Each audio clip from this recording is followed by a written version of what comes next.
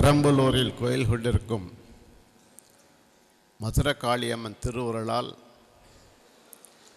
இன்று ராமகிருஷ்ண பக்தர்கள் விழா இங்கு நடந்து கொண்டிருக்கிறது.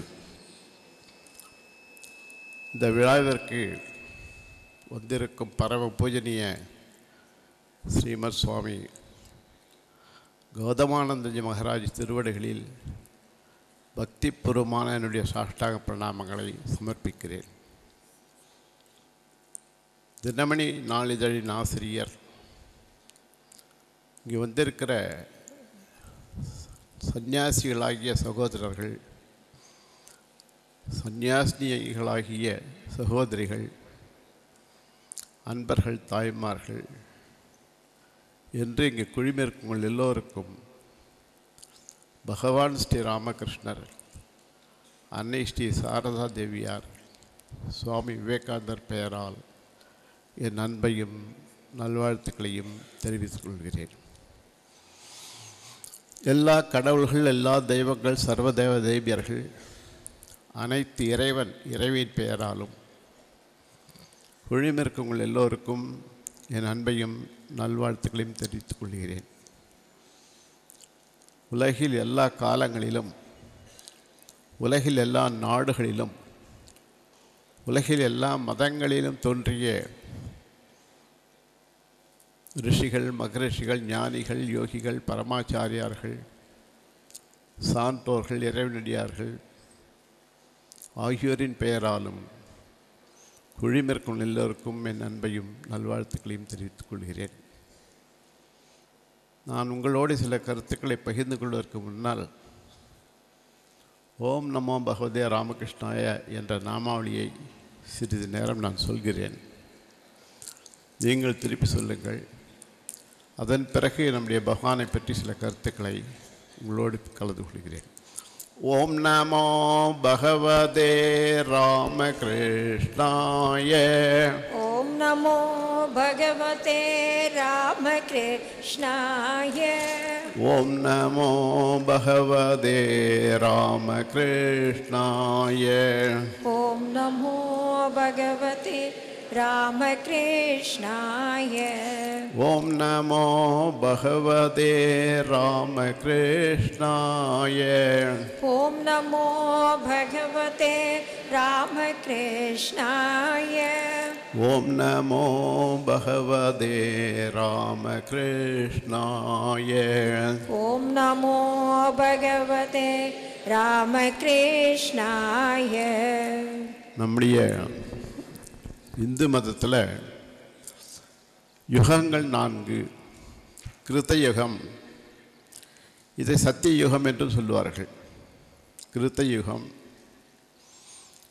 கண்ணன் அவதரிப்பதற்கு முன்னாலேயே கிருஷ்ணன் அவதரித்தார். கிருஷ்ணன் அவதரித்த யுகம் திரேதா யுகம். துவாபர யுகத்திலே கிருஷ்ணன் அவதரித்தார். இது இப்போது கலியுகம். இது ஒரு சுழற்சி மாதிரி வந்து கொண்டிருக்கிறது, காலமெல்லாம் ஆதி அந்தம் இல்லாமல் என்று இந்து மதம் சொல்லுகிறது. சுவாமி விவேகானந்தர் சொல்கிறார், பகவான் ஸ்ரீ ராமகிருஷ்ணர் என்றைய தினம் அவதரித்தாரோ அன்றைய முதல் கிருத்தயுகம், சத்தியயுகம் தோன்றிவிட்டது என்று சொல்கிறார். கிருத்தயுகம், சத்தியயுகம் தோன்றிவிட்டது, இன்னும் உச்சிக்கு வரல, உச்சி வெயில் மாதிரி வரல, ஆனால் அன்றைக்கே அது தோன்றிவிட்டது என்று சொல்கிறார். நம்முடைய ராமகிருஷ்ண மடங்களில் ஆரத்தி பாடல், ராமகிருஷ்ணரை பற்றி பாடுற பாடலில் முதல் துவக்கமே கண்டன பவபந்தன என்று ஆரம்பிக்கிறது. இல்லை, கண்டன பவபந்தன என்றால் பிறவி தலைகளை அறுத்து எரிபவர், பிறவி தலைகளை அறுத்து மோட்சம் தருபவர், பிறவி பெருங்கடலை தாண்ட செய்து மோட்சம் தருபவர் என்பது கண்டன பவபந்தன என்ற சொல்லின் பொருள். எனவே ராமகிருஷ்ணாவதாரத்தின் முதல் நோக்கம், முக்கிய நோக்கம் மக்களை ஜன்ம சம்சார பந்தங்களிலிருந்து விடுவித்து முக்தி அளிப்பது. மற்றதெல்லாம் பை ப்ராடக்ட். இதுக்காக தான் அவர் வந்தார். வாழ்க்கையின் முதல் பணி மக்களை ஜன்சார பந்தங்களை விடுவித்து முக்தி தருவது என்பதற்காக தான் வந்தார். நிறைய ராமகிருஷ்ண பக்தர்கள் வாழ்க்கை நிகழ்ச்சியில் நீங்கள் பார்த்தீங்கன்னா மரண சமயத்தில் அவங்களுக்கு ராமகிருஷ்ணர் தரிசனம் கொடுத்து முக்தி கொடுத்தார் என்று பலருடைய வாழ்க்கையில் நம்ம கேள்விப்படுறோம். நம்ம அதே ஆரத்தி பாடலில் விவேகானந்தர் சொல்கிறார், பிராணார்ப்பண ஜெகதத்தாரண என்று சொல்கிறார். உலகை நன்மைக்காக தன் உயிரையே கொடுத்தவர் ராமகிருஷ்ணர் என்பது அதனுடைய பொருள். ராமகிருஷ்ணனுடைய வாழ்வும் வாக்கையும் கொஞ்சம் ஆழ்ந்து படித்தா தன்னைத்தானே அவர் அவ்வளோ கஷ்டப்படுத்தி கொண்டார். அது எதுக்காகனா உலக நன்மைக்காக தன் பிராணனையே கொடுத்தவர் என்று சொல்கிறார். அதே பாடலில் யோக சகாயர் என்ற ஒரு வார்த்தை வருது. ஒருவன் சைவனாக இருக்கலாம், வைஷ்ணவனாக இருக்கலாம், பௌத்தனாக இருக்கலாம், இஸ்லாமியனாக இருக்கலாம். ஆனால் ஆன்மீக வாழ்க்கையில் அவர்களுக்கு ராமகிருஷ்ணர் உதவி செய்கிறார். ராமகிருஷ்ணரை பின்பற்றாவிட்டாலும் அவர் ஆன்மீக வாழ்க்கையில் இருக்கிறவங்களுக்கு எல்லோருக்கும் உதவி செய்வராக இருக்கிறார். ஸ்ரீ ராமகிருஷ்ணர் வாழ்ந்த காலத்தில் உலகியல் மக்கள் நிறைய வந்தாங்க. அவர்களால் பேசுறது ரொம்ப கடினம். ராமகிருஷ்ணருடைய மனநிலையை அவங்க புரிந்து கொள்ளவில்லை. விறகு கட்டிய ஊதி கண்ணெல்லாம் எரியும், ஆனால் விறகு எரியாது. அப்படிப்பட்ட சூழ்நிலையில் அவர் காளி தேவியிடம் சென்று, அம்மா எனக்கு நல்ல தூய பக்தர்களை கொடு, நான் மனம் விட்டு பேசுவதற்கு தூய பக்தர்களை கொடு என்று பிரார்த்தனை செய்தார். காளி தேவி ஒப்புக்கொண்டார். அதன் பிறகு ராமகிருஷ்ணர் அவர் வாழ்ந்த இந்த காளி கோயில் கட்டடத்து மேலே ஏறி நின்று, தூய பக்தர்களே எங்கே இருக்கிறீர்கள், வாருங்கள் என்று அழைத்தார். அந்த ராமகிருஷ்ணனுடைய அழைப்பை கேட்டு வந்தவர்கள்தான் நரேந்திரநாத்தர், பிரம்மானந்தர் போன்ற ராமகிருஷ்ணனுடைய சீடர்கள். அது அவருடைய அழைப்பு, ஆன் இன்விடேஷன் தான் வந்தாங்க. அவருக்கு பின்னால் வந்தவங்க இப்போ கௌதமஞ்சி மகாராஜ் மாதிரி, அதுக்கு பின்னாடி நம்ம வந்திருக்கிறோம். இது எல்லாமே ஆன் இன்விடேஷனில் தான் ராமகிருஷ்ணர்கிட்ட வந்திருக்கிறோம். அவர் நம்மளெல்லாம் கட்டடத்தில் மாடி நின்று தூய பக்தர்களே வாருங்கள் என்று அழைத்தது ஆகாய மண்டலத்தில் எப்போதுமே இருக்கும். இது ஒரு பேட்சுக்கு பிறகு இன்னொரு பேட்ச் வரா மாதிரி ராமகிருஷ்ண பக்தர்கள் வந்து கொண்டே இருப்பார்கள்.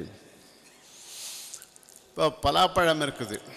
இந்த பலாப்பழம் சொல்லும்போது நம்ம சாப்பிட்றதுக்கு அது கஷ்டப்பட்டு வெட்டணும். அப்புறம் கையில் பிசின் ஒட்டிக்கும்.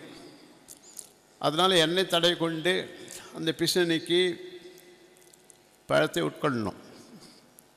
அப்படி தான் அதை சாப்பிட முடியும். அடுத்து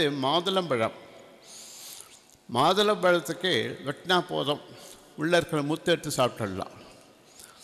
கிரேப்ஸ் அது கொட்டை இல்லாத திராட்சை எடுத்துன்னா சாப்பிட்டுடலாம்.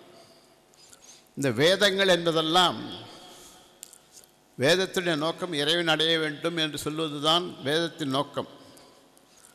அப்படிப்பட்ட வேதத்தின் நோக்கத்தை வேதம் படித்து புரிந்து கொள்வது என்பது பலாப்பழத்தை கட் பண்ணி சாப்பிட்ற மாதிரி கடினமானது.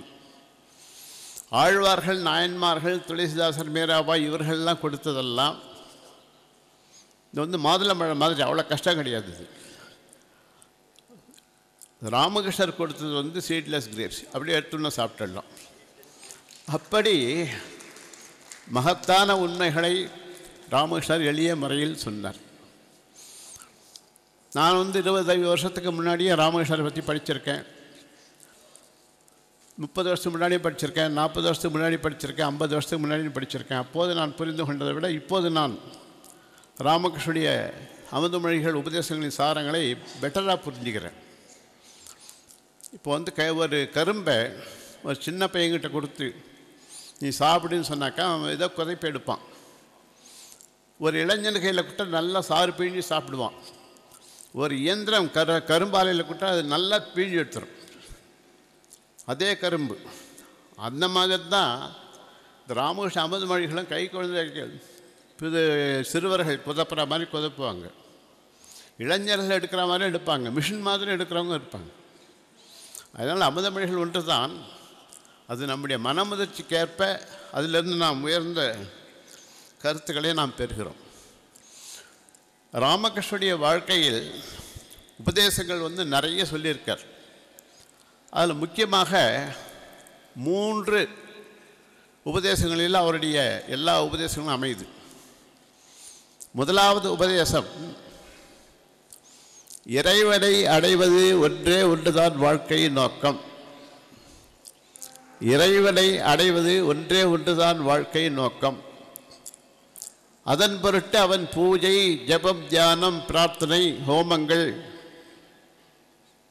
புண்ணிய திருத்தலங்களுக்கு சென்று தரிசனம் செய்தல், புனித கங்கை போன்றவற்றில் நீராடுதல், நல்ல சத்சங்கத்தில் இருத்தல், நல்ல ஆன்மீக நூல்களை படிக்க கேட்டல், இப்படி மாலையும் காலையும் தவறாமல் ஆன்மீக சாதனைகளை செய்தல், இதெல்லாம் இது முதலாவது நோக்கம். இறைவன் அடைவதுதான் வாழ்க்கையின் லட்சியம். அது இரண்டாவது நோக்கம்,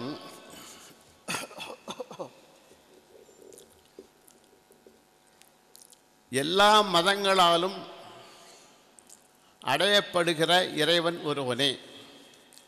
அது கிறிஸ்தவர்கள் என்ன பெயரிட்டு அழைத்தாலும் சரி, இஸ்லாமியர்கள் என்ன பெயரிட்டு அழைத்தாலும் சரி, பௌத்தர்கள் என்ன பெயரிட்டு அழைத்தாலும் சரி, எல்லா மதங்களும் அடையப்படுகிற இறைவன் ஒருவன் தான். இது ரெண்டாவது செய்தி. மூன்றாவது செய்தி, மக்களை இறைவனாக கருதி தொண்டு செய்ய வேண்டும். இந்த 3ல் ராமகிருஷ்ணனுடைய எல்லா உபதேசங்களின் சாரமும் அடங்கியிருக்கிறது. இறைவனை அடைவதுதான் வாழ்க்கையின் நோக்கம். இதில் காம்ப்ரமைஸ்க்கே இடமில்லை. அதன் பொருட்டு ஒருவன் கடுமையாக ஆன்மீக தவங்களை மேற்கொள்ளத்தான் வேண்டும். இதுதான் ஒரு வழங்கிய முதல் செய்தி. இரண்டாவது செய்தி, எல்லா மதங்களாலும் அடையப்படுகிற இறைவன் ஒருவன் தான். அதனால் சண்டை சச்சரவுக்கு, பூசலுக்கு, மத பூசலுக்கு இடமில்லை. மூன்றாவது, மக்களை இறைவனாக கருதி தொண்டு செய்ய வேண்டும். ராமகிருஷ்ணர் சொல்கிறார், 1 என்று ஒரு இலக்கம் எண்ணு போடுறோம். அதுக்கு பிறகு எத்தனை பூஜ்யங்கள் போட்டாலும் அதுக்கு மரியாதை தான். 1, 10, 100, 1000, லட்சம், அதுக்கு மரியாதை தான். ஆனால் 1 என்ற எண்ணை நீக்கிவிட்டு 1 என்ற எண் இல்லாமல் எத்தனை பூஜ்யங்கள் போட்டாலும் அதுக்கு மதிப்பு கிடையாது. 1 என்பது தான் முதல் முக்கியம். அதனால்தான் மற்ற பூஜ்யங்களுக்கு மரியாதை. 1ஐ நீக்கிவிட்டு எடுத்தால் மற்ற பூஜைகளுக்கு மரியாதை கிடையாது. இதன் மாதிரி பக்தர்கள் இந்த 1 என்பது மாதிரி தங்கள் இதயத்தில் இறைவனுக்கு மட்டுமே இடம் தரணும். நம்முடைய எல்லா உலக காரியங்களையும் செய்யணும், ஆனால் நாம் இறைவன் கருவி என்ற எண்ணத்தில் செய்ய வேண்டும். ராமகிருஷ்ணர் பழுத்த அகங்காரம், பழுக்காத அகங்காரம், காய் அகங்காரம், பழுத்த அகங்காரம் சொல்லுவார். இந்த பழுக்காத அகங்காரம், காய் அகங்காரம் என்பதில் நீ என்னை யாருன்னு நினச்ச, உன்னை உண்டுலன்னு பண்ணிடுவேன், உன்னை ஒரு கை பார்த்துடுவேன், உன்னை தொலைச்சிடுவேன், இந்த மாதிரி ஆணவ பேச்செல்லாம் இது பழுக்காத நான், பழுக்காத அகங்காரம். பழுத்த அகங்காரம் என்று சொன்னால், இந்த பழுத்த அகங்காரத்தில் நான் இறைவனுடைய குழந்தை, இறைவனுடைய தொண்டன், என்னுடைய மனைவி மக்கள் எல்லாம் இறைவனுக்குரியவர்கள், இவர்களை பாதுகாத்து கொண்டு வர வேண்டிய பொறுப்பை இறைவன் என்னிடம் கொடுத்திருக்கிறான் என்ற மனநிலை. காரியம் ஒன்று தான், ஆனால் அந்த செய்கிற மனநிலை இறைவன் எனக்கு கொடுத்த காரியம், நான் இறைவனுடைய கருவி மட்டும்தான் என்பது தான். ராமகிருஷ்ணர் சொல்கிறார், ஒரு 2 பேர் புதுசாக ஒரு நகரத்துக்கு போனாங்க. இதுக்கு முன்னாடி அவங்க அந்த நகரத்துக்கு போனதில்லை, புதுசாக போனாங்க. சென்னை என்றே எடுத்துக்கொள்ள, ஏதோ கிராமத்துலேருந்து வந்தான், 2 பேர் வந்தான். ஆனால் இவன் வந்தது அவனுக்கு தெரியாது, அவன் வந்தது இவனுக்கு தெரியாது. வந்தார்கள், நகரத்தை சுற்றி பார்ப்பதற்காக வந்தார்கள். ஒருத்தன் என்ன பண்ணால், தன் கையில் இருந்த சாமான்களை எல்லாம் பத்திரமாக ஒரு பாதுகாப்பான இடத்துல வச்சுட்டான். அதன் பிறகு ஊர் சுற்றி பார்க்குற காரியத்தை பண்ணான். அது முடிஞ்ச பிறகு, இரவு வந்த பிறகு, தான் காலையில் வந்தபோது எந்த இடத்தில் தங்குவதற்கு ஏற்பாடு செய்திருந்தானோ அங்கே தங்குவதற்கு அங்கே போயிட்டான். இன்னொருத்தன் என்ன பண்ணான், அவனும் பட்டணத்துக்கு புதிதாக வந்தவன், கையில் இருக்கிற மூட்டை முடிச்சுகளோடு ஊர் சுற்றி பார்த்தான். பிறகு இரவு வந்துட்ட போது எங்கே தங்குதுன்னு தெரியாமல் திண்டாடினான். இந்த உதாரணத்தை சொல்வதன் மூலம் ராமகிருஷ்ணன் சொல்கிறார், அந்த முதல்ல வந்தவன் தனக்குரிய ஒரு இடத்தை பாதுகாப்பாக வைத்துக்கொண்டு பிறகு வேடிக்கை பார்த்தான். இதே மாதிரி உன்னுடைய வாழ்க்கையில் இறைவனை முதலாக வைத்துக்கொண்டு இந்த வேடிக்கை பார்க்குற மாதிரி உன்னுடைய உலக கடமைகளை செய். இந்த இரண்டாம் அவன் செய்த காரியம் என்ன, பெட்டி படுக்கையோடு சுற்றலாம், இரவு வந்தபோது திண்டாடினான். இப்படி இறைவனை மறந்து விட்டு ஒருத்தன் இந்த உலக வாழ்க்கை நடத்தினால் இரவு வந்த பொழுது திண்டாடும் போது மரண சமயத்தில் திண்டாடுவான் என்று சொல்கிறார். ஸ்ரீ ராமகிருஷ்ணர் இறைவனுக்கும் இறைவனுடைய நாமத்துக்கும் வேறுபாடு இல்லை என்று சொல்கிறார். இறைவன் தான் இறைவனுடைய நாமம், இரண்டும் அபேதம். அதற்கு ராமகிருஷ்ணர் ஒரு உதாரணம் தருகிறார். கிருஷ்ணனுக்கு ஒரு சமயம் துலாபாரம் நடந்தது. கிருஷ்ணன் ஒரு தட்டில் உட்கார்ந்திருக்கிறான், மறுதட்டு காலியாக இருக்கிறது. அதிலே சத்யபாமா தன்னுடைய பொற்குவியல்கள் எல்லாம் வைக்கிறான். தன்னிடம் இருக்கிற பொன் ஆபரணங்கள், பொற்குவியல் எல்லாம் வைக்கிறான். எல்லாம் வைத்தும் கூட அந்த கிருஷ்ணன் அமர்ந்திருந்த தட்டு கிழவே இருந்தது, மேலே எழுந்து கொள்ளவே இல்லை. அதுக்கு மேலே அவளிடம் வைப்பதற்கு ஒன்றுமே இல்லை. குண்டுமணி அளவு கூட அவகிட்ட கிடையாது, மேல் கொண்டு எல்லாம் வச்சாச்சு. அவள் குழம்பினால் திகைத்தாள். அப்போது அங்கே ருக்மிணி வந்தாள். அவள் என்ன பண்ணா, சத்யபாமா வைத்திருந்த அத்தனை பொற்கோவில்களையும் நீக்கிட்டான். தராசு தட்டு காலியாக போச்சு. ருக்மிணி ஸ்ரீ கிருஷ்ணா என்று எழுதி ஒரு துளசி தளத்தில் ஸ்ரீ கிருஷ்ணா என்று எழுதி அந்த தராசு தட்டு கிருஷ்ணன் அமர்ந்த தட்டுக்கு பக்கத்தில் இருக்கிற தட்டில் வைத்தார். துளசி தளத்தில் எழுதப்பட்ட கிருஷ்ணா என்ற நாமம் வைத்த உடனேயே கிருஷ்ணன் அமர்ந்திருந்த தட்டும் துளசி தளத்தில் கிருஷ்ணன் நாமம் எழுதப்பட்ட தட்டும் சமமாக ஆயிற்று. அப்போ கிருஷ்ணனுக்கு சமமானது கிருஷ்ணநாமந்தான், கிருஷ்ணநாமத்துக்கு சமமானது கிருஷ்ணன் தான். ராமகிருஷ்ணர் சொல்கிறார், உலகத்தில் ஒவ்வொருத்தரும் இறைவனோடு ஒரு தொடர்பு வைத்துக்கொள்ள வேண்டும். இப்போ உலக ரீதியிலேயே இவர் தாய், இவர் என்னுடைய தந்தை, இவர் என்னுடைய மகள், இவர் என்னுடைய மகன், இவர் சித்தப்பா மாமா, இந்த மாதிரி உறவு இருக்குது. இதே மாதிரி ஒரு உறவை இறைவனோடு நீ வைத்துக்கொள்ள வேண்டும். இறைவனை தாயாக வச்சுக்கோ, இல்லைன்னா தந்தையாக வைத்துக்கொள். இறைவன் இருக்கிறான், நான் அவனுடைய பக்தன் என்று வைத்துக்கொள். இறைவனுக்கு நான் தாசன் என்று வைத்துக்கொள். இப்படி வைத்துக்கொள்வது நல்லது. அதுவும் அம்மா என்று வைத்துக்கொள்வது ரொம்ப உத்தமம். பார்வதி பரமேஸ்வரர்கள் தான் தாய் தந்தை, சங்கராச்சாரியருடைய வார்த்தை. இங்கே குலம் கோத்திரம் என்ற வார்த்தையை நம்ம கேட்டிருப்போம். அது பூஜை பண்ணும்போது கூட கேட்குறாங்க, குலம் என்ன கோத்திரம் என்னன்னு. ராமகிருஷ்ணருடைய மதத்தை சார்ந்தவர்கள் எல்லோருக்குமே குலம் ராமகிருஷ்ண குலம்தான். ராமகிருஷ்ண குடும்பத்தை சேர்ந்த எல்லாருக்குமே கோத்திரம் ராமகிருஷ்ண கோத்திரம்தான். நம்ம எல்லாருக்குமே தாய் சாரதா தேவியார் தான். நம்ம எல்லாருக்குமே தந்தை பகவான் ஸ்ரீ ராமகிருஷ்ணர் தான்.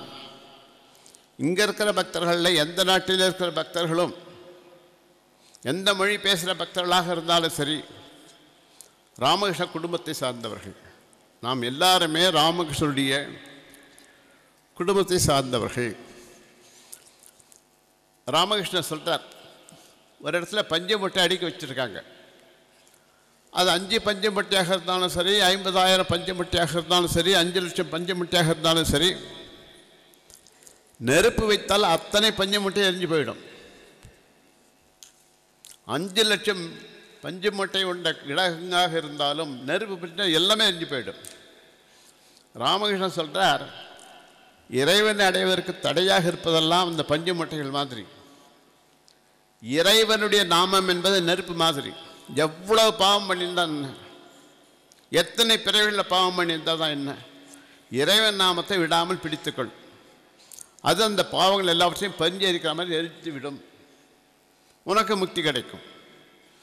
அப்படி நாம ஜபத்தை இந்த நாம ஜபம் பண்ணுறேன், இதனால் எல்லா பாவங்களும் எல்லா தீவினைகளும் எல்லா அஜ்ஞானம் விலகும் என்ற உறுதியோடு நீ ஜபம் பண்ணு. மணிக்கணக்காக நாள் கணக்காக பண்ணு, தவறாமல் பண்ணு. தினந்தோறும் தான் மூச்சு விடுற, தினந்தோறும் சாப்பிட்ற, இதே மாதிரி நாள்தோறும் தவறாமல் செய். நீ அப்படி செய்தால் நிச்சயமாக அந்த வினைகள் எரிஞ்சு போயிடும், உனக்கு முக்தி கிடைக்கும். ஸ்ரீ ராமகிருஷ்ணர் வாழ்ந்தபோது ஒரு சன்னியாசி வந்திருந்தார், ராமபக்தர். அவர் தட்சிணேஸ்வரத்தில் இருந்தார். அவரிடம் ஒரு நோட்டு புத்தகம் இருந்தது. அவர் என்ன பண்ணுவார், அந்த நோட்டு புத்தகத்துக்கு பூ வைப்பார், சந்தனம் வைப்பார், நைவேத்தியம் சமைப்பார், அதுக்கே பூஜை பண்ணுவார், நோட் புஸ்தகத்துக்கே. இதை ஸ்ரீ ராமகிருஷ்ணர் கவனித்தார். ஒரு நாள், 2 நாள், 3 நாள், 4 நாள் கவனித்தார். ராமகிருஷ்ணருக்கு ஒரு ஆவல், அந்த நோட்டு புஸ்தகம் என்ன வச்சுருக்காரு, அதுக்கு இவர் பூஜைலாம் பண்ணுறாரா என்று எண்ணினார். எனவே அந்த சன்னியாசியிடம் ராமகிருஷ்ணர் சென்று கேட்டார், இதில் கொஞ்சம் நான் பார்த்துட்டு கொடுக்குறேன், அதில் என்ன இருக்குன்னு பார்த்துட்டு தரேன், அதுக்கே பூஜைலாம் பண்ணுறீங்க, கொஞ்சம் கொடுத்தீங்கன்னா பார்த்துட்டு கொடுக்குறேன் அப்படின்னார். அந்த சன்னியாசி அந்த புஸ்தகத்தை கொடுத்தார். அந்த நோட்டு புஸ்தகத்தில் சிகப்பு எழுத்தில், பெரிய எழுத்தில் நோட்டு புத்தகம் முழுவதும் ஸ்ரீராம் ஸ்ரீராம் ஸ்ரீராம்னு எழுதப்பட்டிருந்தது, வேறு ஒன்றுமே எழுதலை. அப்போ ராமகிருஷ்ணர் கேட்டார், இதில் ஸ்ரீராம் தவிர வேறு ஒன்றுமே எழுதலைன்ட்டு. அப்போ அந்த சன்னியாசி சொன்னார், இந்த ஸ்ரீராம் என்ற எழுத்தில் வேதங்களின் சாரம் இருக்கிறது. நம்முடைய ஞான சம்பந்த பெருமான் வேதம் 4 மெய்ப்பொருளாவது நாதன் நாமம் நம சிவாயவே என்று சொல்லியிருக்கிறார். இந்த மாதிரி ஒரு ஞானசம்பந்தர் பாடினார்னு இதை சொன்னவருக்கு தெரியாது. ஆனால் உறுதியாக சொல்கிறார், வேதத்துடைய சாரம் இதில் இருக்குது, எல்லா ஆகமங்களின் சாரமும் ராம்நாமத்தில் இருக்குது, எல்லா சாஸ்திரங்களின் சாரமும் இருக்குது. இப்போது உலகத்தில் தோன்றிய சாஸ்திரங்கள், இப்போது உலகத்தில் வாழ்கிற மகான்களுடைய சொன்ன வாக்குகள், எதிர்காலத்தில் வரப்போகிறவங்க சொல்லக்கூடிய எல்லாமே இறைவன் திருநாமத்தில் அடங்கியிருக்கு. அதனாலே இதை நான் பற்றி கொண்டு வாழ்கிறேன்னு சொன்னார். அப்போ அந்த ராமகிருஷ்ணர் வந்து தன்னுடைய சீடர்களிடம் பேசும்போது எவ்வளோ நம்பிக்கை அந்த சன்னியாசிக்கு, அந்த நம்பிக்கை இருக்க வேண்டும் என்பதற்காக சொல்கிறார். இன்னொரு நிகழ்ச்சியை ராமகிருஷ்ணர் சொல்கிறார். ராமகிருஷ்ணனுடைய சீடர்களில் ஒருத்தர் கிருஷ்ணகிஷோர். அவர் பிருந்தாவனம், கிருஷ்ணன் லீலை பிறந்த பிருந்தாவனத்துக்கு போனார். அவர் பிருந்தாவனத்தை பரிக்கிரமா வலம் வந்து கொண்டிருந்தார். அப்போது அவருக்கு வெயில் நேரம், அது அவர் தண்ணீர் குடிக்கணும் தாகத்துக்கு. அப்போ தண்ணீர் குடிக்கிறதுக்கு வேண்டி தாகத்துக்கு அவர் போகும்போது வழியில் தீண்டத்தகாத ஒருத்தனை பார்க்குறார். அப்படி தீண்டத்தகாத ஒருத்தனை பார்த்து, தீண்டத்தகாதவன் தெரியாது, அவன் தண்ணி எடுத்து கொண்டிருக்கிறான். ஒரு கிணற்றிலிருந்து பக்கெட்டில் தண்ணி எடுக்கிறான். ராமகிருஷ்ணர் அவனிடம் போய், ராமகிருஷ்ணனுடைய பக்தர் கிருஷ்ணகிஷோர் போய், எனக்கு தண்ணீர் தாகமாக இருக்குது, தண்ணி கொடுப்பான்னு கேட்குறார். அதுக்கு அவன் சொன்னான், ஐயா நான் தாழ்ந்த ஜாதி, தீண்டத்தகாதவன், நீங்கள் பிராமண ஜாதி, நான் எப்படி உங்களுக்கு தண்ணீர் எடுத்து தர முடியும் என்று அவன் சொன்னான். மரியாதை காரணமாக தான் சொன்னான். அப்போ கிருஷ்ணகிஷோர் சொன்னார், சிவசிவா என்று சொல்லிக்கொண்டே தண்ணீர் எடு, சிவசிவா என்று சொல்லிக்கொண்டே தண்ணீர் ஊற்று. அப்படி சிவசிவா என்று சொல்லிக்கொண்டு நான் தண்ணி சாப்பிட்றேன், சிவசிவா என்று சொல்லிக்கொண்டே தண்ணீர் நீ எடுத்தினா நீ புனிதமாயிடுவாய். சிவசிவா என்று சொல்லி தண்ணீர் ஊற்றும்போது அந்த தண்ணீரும் புனிதமாகி விடுகிறது. சிவசிவா என்று சொல்லிக்கொண்டே எடுக்கும்போது அந்த தோஷமும் கிடையாது. இந்த நிகழ்ச்சியை தன்னுடைய சீடர்களுக்கு பிற்காலத்தில் ராமகிருஷ்ணர் சொல்லி, அந்த நம்பிக்கை கிருஷ்ணகிஷோருக்கு இருக்கிற நம்பிக்கை எல்லாருக்கும் இருக்கணும் என்று சொல்கிறார். ராமகிருஷ்ணர் மேலே ஒரு உதாரணம் சொல்கிறார். மரத்திலே பறவைகள் கூடு கட்டியிருக்கின்றன, காகங்கள் உட்கார்ந்துருக்கு மரத்தில்.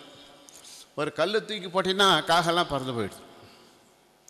உட்கார்ந்துருக்கு ஒரு டசன் உட்காந்துருக்கு, கல் தூக்கி போட்டால் அவ்வளோ பறந்து போயிடும். ராமகிருஷ்ணர் சொல்கிறார், இறைவன் நாமத்தை கைத்தட்டி பாடினால் பாவங்கள் என்ற காக்கைகள் பறந்து போயிடும். பாவங்களை பறவை மறந்து போயிடும் அப்படின்றார் ராமகிருஷ்ணர். இந்த பகவத்கீதை ராமகிருஷ்ணர் சொல்கிறார், பகவத்கீதையின் சாரம் தியாகம், ரெனன்சியேஷன், பற்றில்லாமல் வாழ்தல் என்று சொல்கிறார். அதுதான் பகவத்கீதையின் சாரம். இந்த ராமகிருஷ்ணர் விவேகானந்த பக்தர்களுக்கு இந்த ராமகிருஷ்ண நூல்களும் பகவத்கீதையும் ரெண்டு கண்கள் மாதிரி. இந்த ஃபுல் பிரெட் என்று சொல்லுவார்கள். ஒரு மனிதனுடைய உணவுக்கு தேவையான எல்லா சத்து பொருட்களும் இருப்பது ஃபுல் பிரெட்.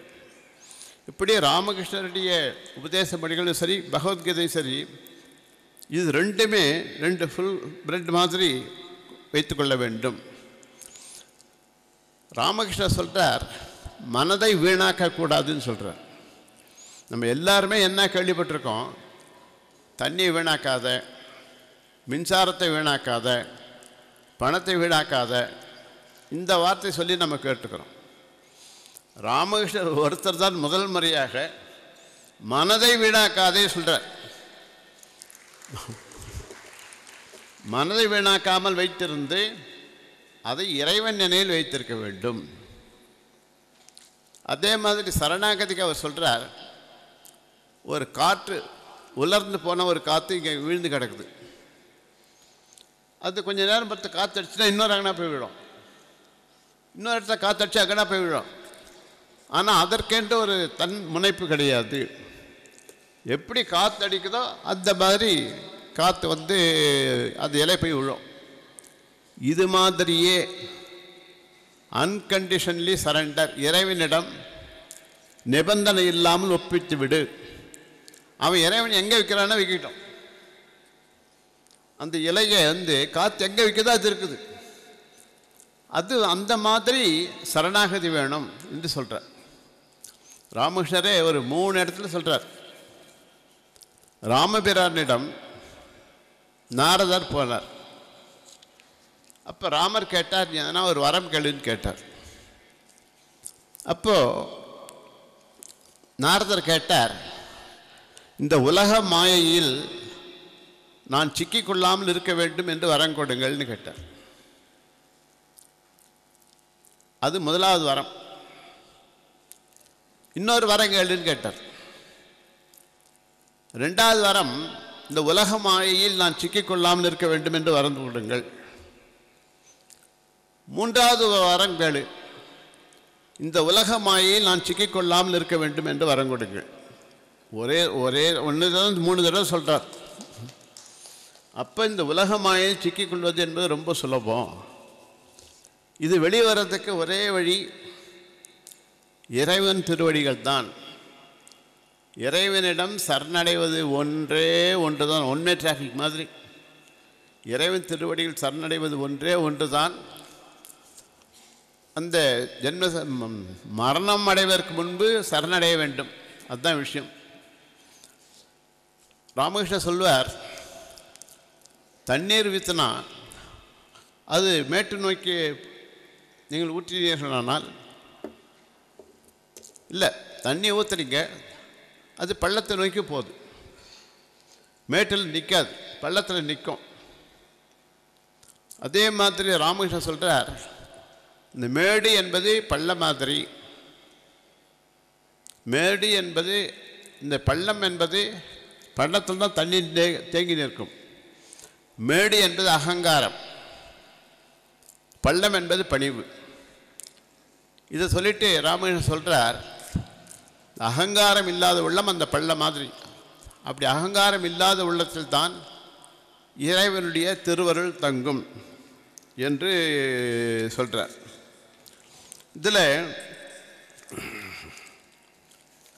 ராமகிருஷ்ணனுடைய அமுத மொழிகளை படிக்கும்போது 3 விஷயங்கள் நமக்கு தெரிய வருது.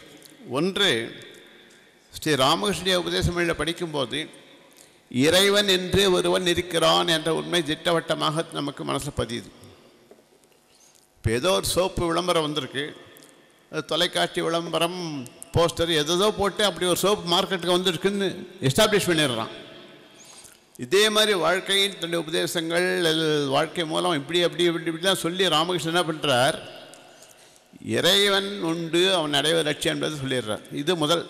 ரெண்டாவது, இந்த இறைவனை அடைவதற்கு சாதாரண மனிதனாகி என்னாலும் முடியும். அது மகான்களுக்கு தான் சாத்தியம் கிடையாது, என்னாலும் அதை அடைய முடியும். மூன்றாவது விஷயம் அந்த இறைவனை அடைவதற்கு தவிர்க்க வேண்டியவை எவை, பின்பற்ற வேண்டியவை எவை, அது தெரிய வரும். ராமகிருஷ்ணரிட பக்தர்கள் தினந்தோறும் காலை மாலையிலுமே கண்டிப்பாக ஒரு பிரார்த்தனை பண்ணணும். அது என்னன்னா, என்னுடைய முற்பிறவி வினைகள், இந்த பிறவி வினைகள், எதிர்வரும் பிறவி வினைகள், இனி வர இருக்கும் பிறவி வினைகள் ஆகியவற்றை உங்கள் காலடியில் சமர்ப்பிக்கிறேன். இந்த என்னுடைய வினைகளிலிருந்து என்னை விடுவித்து எனக்கு இந்த பிறவிலேயே முக்தி கொடுங்கள். மீண்டும் படிக்கிறேன். ராமகிருஷ்ணன் பிரார்த்தனை செய்ய வேண்டியது, என்னுடைய முற்பிறவி வினைகள், இந்த பிறவி வினைகள், எதிர்வரும் பிறவி வினைகள், இனி வர இருக்கும் எதிர்வரும் பிறைகள் வினைகள் ஆகியவற்றை உங்கள் திருவடியில் சமர்ப்பிக்கிறேன். இந்த வினைகளிலிருந்து விடுவித்து எனக்கு இந்த பிறவிலேயே முக்தி தாருங்கள். இதில் ஒரு சின்ன சொம்பு, காசி சொம்பு கொண்டு வரேன். கொண்டு வந்து இங்கே கொடுத்து இந்த காசி ஜலம் கொண்டு வந்திருக்கேன்னு சொல்லி கொடுக்குறேன். காசி ஜலம் என்பது கோமுக்கில் ஆரம்பித்து கங்கா சாகர் வரை போகுது. அவ்வளோ தூரம் போகுது, பல ஆண்டுகள் போகுது. இப்போ தண்ணி போயிட்டு இருக்குது எப்பவுமே. நான் என்ன பண்ணுறேன், சின்ன சொம்பை கொண்டாந்து கொடுத்து காசி ஜலம்னு கொடுக்குறேன். அப்போ நீங்கள் என்ன கேட்குறீங்க, காசி எவ்வளோ பெரிய ஜீவநதி, ஒரு சின்ன சம்ளரை கொடுத்து இதுதான் காசி ஜலம் நீ சொல்கிறிய நீ அப்படின்னு சொன்னால் நான் என்ன சொல்லுவேன், கங்கோத்திலேருந்து அது கங்கா சாகர் வரை, கடலில் கலக்கிற வரை காசி இது கங்கை நீர் தான். ஆனால் அந்த அம்சம் இதில் இருக்குது தண்ணியில், அதனால் காசி செம்புன்னு சொல்கிறேன். அந்த மாதிரி ராமகிருஷ்ணருடைய கருத்துக்கள் என்பது கங்கா சாகரம். அதில் ஒரு செம்பு தண்ணி கொண்டாந்து கொடுத்து மகாராஜிக்கிட்ட காசி செம்பு என்று கொடுத்துருக்கிறேன். அன்னபூர்ணே சதா பூர்ணே சங்கர பிராணவல்லபே ஞான வைராக்ய சித்தியர்த்தம் பிக்ஷாம் தேஹி ச பார்வதி. ஓம் சாந்தி சாந்தி சாந்தி. ஹரி ஓம் தத்சத். ஸ்ரீராமகிருஷ்ணார்ப்பணமஸ்து.